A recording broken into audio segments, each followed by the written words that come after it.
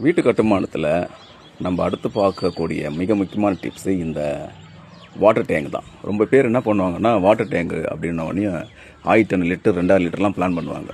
கண்டிப்பாக அது பண்ணக்கூடாது. ஏன்னா நாங்களும் அப்படி தான் 1000 லிட்டர் பிளான் பண்ணிட்டோம். ரொம்ப மிஸ்டேக் இது.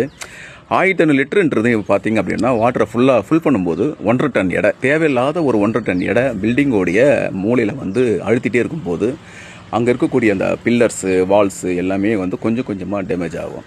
அதனாலே இப்போ இந்த வாட்டர் டேங்கில் நாங்கள் வந்து பாதி அளவு தான் தண்ணி பிடிக்கிறோம். ஸோ தட் நீங்கள் இது போல் வாட்டர் டேங்க் பிளான் பண்ணிங்க அப்படின்னா 5 பேருக்கு இருக்கக்கூடிய ஃபேமிலிக்கு 750 லிட்டர் ஆர் 1000 லிட்டர் போதும். அதுலேயுமே நீங்கள் 3/4 பாகம் பிடிச்சாவே போதும்.